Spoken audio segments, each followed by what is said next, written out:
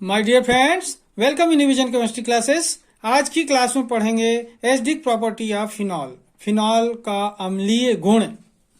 Acidic property of phenol, phenol का अम्लीय गुण आज की क्लास में पढ़ेंगे। ठीक है, तो देखते हैं एसिडिक प्रॉपर्टी ऑफ फिनॉल का डिटेल।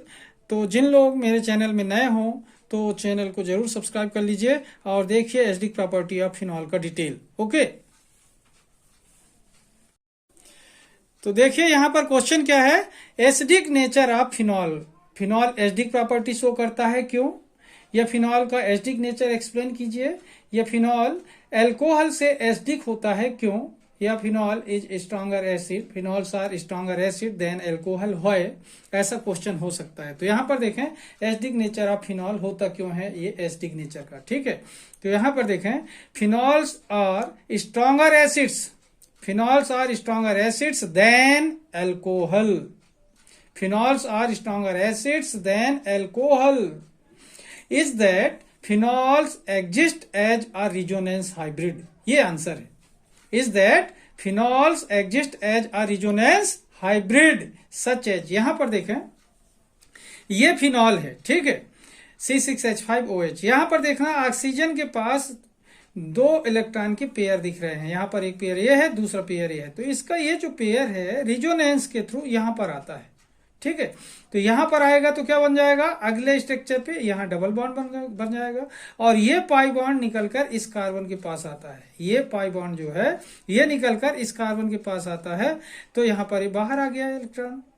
कहने का मतलब ये इलेक्ट्रॉन यहाँ शिफ्ट हुआ और ये पाई बॉन्ड यहाँ आकर शिफ्ट हो गया। ठीक है, अब नेक्स्ट स्ट्रक्चर में देखें, जो चीज यहाँ पर हो रहा है वो इसमें दिखाई दे रहा है कि ये पाई बॉन्ड यहाँ आ गया और ये वाला ये दो इलेक्ट्रॉन यहाँ आ गए तो पाई बॉन्ड बन गया, यहाँ का पाई बॉन्ड निकलकर यहाँ आ गया। अब ये जो पाई बॉन्ड के इलेक्ट्रॉन दोनों हैं ये यहाँ शिफ्ट होने वाले हैं, इधर पर पाई बॉन्ड बनाएंगे और ये जो पाई बॉन्ड के इलेक्ट्रॉन है यहाँ इस कार्बन के पास आकर शिफ्ट होंगे। ऐसा ये इंस्ट्रक्शन दे रहा है। ठीक है, तो अगले स्ट्रक्चर में ऐसा हो गया कि ये दोनों इलेक्ट्रॉन यहाँ आकर पाई बॉन्ड बना लिए और ये जो पाई बॉन्ड है यहाँ आकर शिफ्ट हो गए। अब इसमें नेक्स्ट इंस्ट्रक्शन क्या है कि ये जो इलेक्ट्रॉन है यहाँ आकर पाई बॉन्ड बनाएंगे, यहाँ जाएंगे और ये पाई बॉन्ड के इलेक्ट्रॉन यहाँ आ जाएंगे। तो देखें अगले स्ट्रक्चर में यहाँ से पाई इलेक्ट्रॉन यहाँ गए तो पाई बॉन्ड बन गया और यहाँ का पाई बॉन्ड यहाँ बाहर आ गया। अब ये क्या होंगे, ये यहाँ शिफ्ट होंगे अगले स्ट्रक्चर के लिए इंस्ट्रक्शन है। ठीक है, तो ये यहाँ शिफ्ट होंगे तो ये पाई बॉन्ड बन जाएगा और ये पाई बॉन्ड जो है तो यहाँ आकर शिफ्ट होगा तो यहाँ से पॉजिटिव चार्ज हट जाएगा और ये स्ट्रक्चर फिर से ऑब्टेन होगा। तो यहाँ पर देखें ये जो फिनॉल है तो फिनॉल में केवल रिजोनेंस के थ्रू ऐसा हो रहा है कि ये इलेक्ट्रॉन यहाँ शिफ्ट हुए, ये वाला पाई बॉन्ड यहाँ शिफ्ट हुआ तो ऐसा स्ट्रक्चर बना और नेक्स्ट स्ट्रक्चर के लिए ये पाई इलेक्ट्रॉन यहाँ शिफ्ट हो रहे हैं और ये पाई बॉन्ड यहाँ शिफ्ट हो रहा है तो ऐसा हो गया। और ये नेक्स्ट स्ट्रक्चर के लिए इलेक्ट्रॉन यहाँ शिफ्ट होंगे और ये पाई बॉन्ड यहाँ शिफ्ट होगा तो स्ट्रक्चर ऐसा हो जाएगा और लास्ट स्ट्रक्चर में ये यहाँ जाएंगे तो यहाँ पाई बॉन्ड बन जाएगा और ये पाई बॉन्ड यहाँ चला जाएगा तो पॉजिटिव चार्ज हट जाएगा। ठीक है, इस तरीके से ये लास्ट स्ट्रक्चर ऑब्टेन होता है। तो ये रिजोनेंस के कारण एसिड होता है phenol.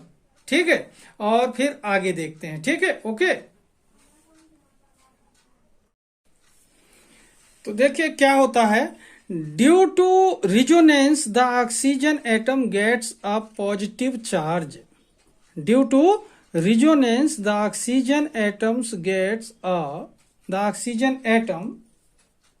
gets a positive charge and attracts the electron pair of the, यहां पर ध्यान दें आप द किसका, यहां पर देखिए OH बॉन्ड, कौन सा, OH bond, of the OH bond and thus facilitates the release of a proton.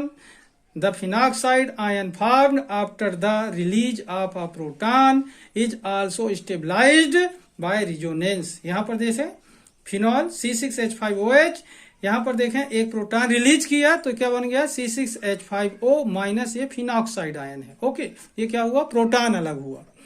एक बार फिर से देखिए, due to resonance the oxygen atom gets a positive charge and attracts the electron pair of the OH bond and thus facilitates the release of a proton. The phenoxide ion formed after the release of a proton is also stabilized by resonance. यहां पर देखें phenol C6H5OH क्या किया, proton release किया तो क्या बन गया C6H5O-, ये फिनॉक्साइड आयन बन गया। ठीक है, जो कि एक स्टेबल कंडीशन कहलाती है फिनॉक्साइड आयन की, फिनॉल से जब ये फिनॉक्साइड आयन बन जाता है। ओके, और ये भी अपन जानते हैं कि अगर कोई प्रोटॉन डोनेट करता है तो प्रोटॉन डोनर क्या होता है, एसिड होता है। तो इस कंडीशन से भी आपको क्लियर होता है कि फिनॉल एक एसिड है। ओके,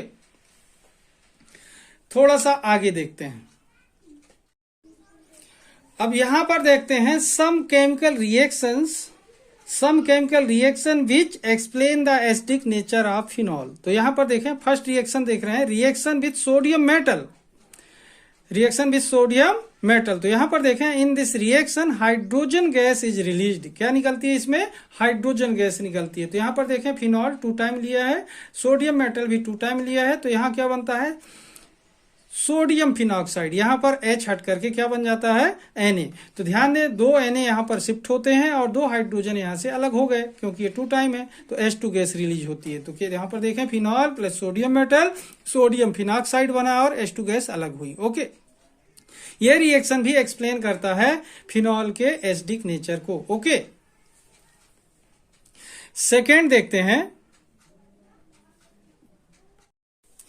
अब यहां पर देखें सेकेंड रिएक्शन देख रहे हैं, रिएक्शन विथ सोडियम हाइड्रोक्साइड। तो यहां पर देखें ये भी क्षार है, बेस से रिएक्शन अगर करे तो कौन कर सकता है रिएक्शन, एसिड। तो यहां पर देखें in this reaction sodium phenoxide and water is formed. तो यहां पर देखें फिनॉल है, सोडियम हाइड्रोक्साइड है और यहां पर बनता है सोडियम फिनॉक्साइड और वाटर अलग होता है। ठीक है, तो ये रिएक्शन भी एक्सप्लेन करता है acidic nature of phenol. Okay, अब देखते हैं एक और पॉइंट। अब देखें point number 3, litmus test. In this test aqueous solution of phenol turns blue litmus red. Blue litmus को क्या कर देता है, रेड कर देता है। तो ब्लू लिटमस को कौन रेड करता है, एसिड करता है। सोडियम मेटल थी जो कि क्या है अल्कली मेटल, तो अल्कली मेटल से कौन रिएक्शन कर सकता है, एसिड जो होगा। सोडियम हाइड्रोक्साइड क्या है, बेस है, बेस से कौन रिएक्शन करेगा, एसिड होगा। तो ये 3 पॉइंट भी एक्सप्लेन करते हैं acidic nature of phenol. Okay, ध्यान से पढ़ लेंगे, लेकिन इसमें मेन फैक्ट क्या है, वो है रिजोनेंस। ओके, तो ध्यान से समझें आप, यह क्वेश्चन एग्जाम के लिए मोस्ट इंपोर्टेंट है, जरूर सीख कर जाइए। ओके।